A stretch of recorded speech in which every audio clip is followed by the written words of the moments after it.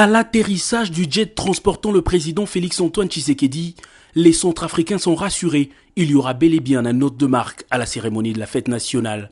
Le professeur Faustin Archange Touadéra, président de la République centrafricaine, a chaleureusement accueilli son homologue au pied de l'avion avant le traditionnel passage de troupes en revue et l'exécution des hymnes de deux pays.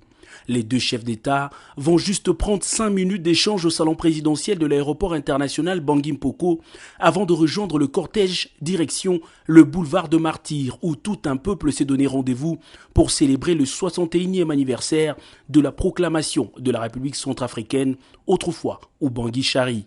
Le chef de l'État congolais a été ovationné à son arrivée par la foule visiblement émue de voir celui qui depuis presque un an incarne la première alternance pacifique au sommet de l'État congolais.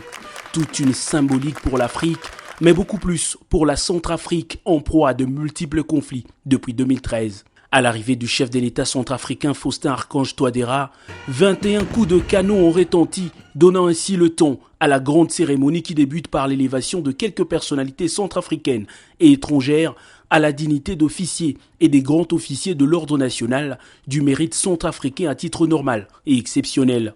Au nombre de ces personnalités, le conseiller spécial du chef de l'État en matière de sécurité, François Beya, qui a reçu la cravate de commandeur de l'ordre national du mérite centrafricain. S'en suivra une très longue procession devant la tribune d'honneur qui va durer plus de 4 heures.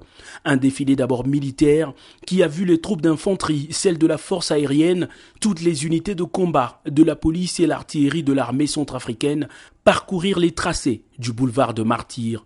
Dans la partie civile, les élèves, étudiants et travailleurs de différentes institutions ont aussi défilé devant les deux chefs d'État au rythme de la fanfare kimbanguiste et celle de la police.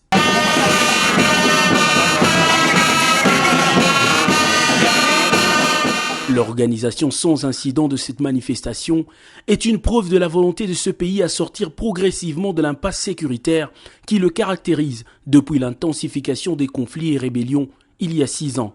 Le séjour du chef de l'État Félix-Antoine Tshisekedi à Bangui permettra sans nul doute aux deux chefs d'État d'harmoniser les vues sur les préoccupations communes.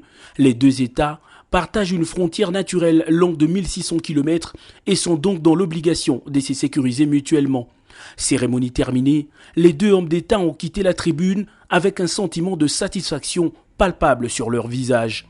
De là, le cortège présidentiel a pris la direction de la rivière Ubangui, véritable trait d'union entre les deux pays pour assister à la course de pirogues. Classés en équipe, des centaines de jeunes centrafricains se sont lancés le défi de contourner la partie navigable de la rivière sous le regard admirateur des chefs d'État et leurs délégations. Après quelques dizaines de minutes, les vainqueurs atteignent le point d'arrivée. Les 3 premiers groupes ont reçu de trophées et des enveloppes d'encouragement. Cette activité a permis à l'opinion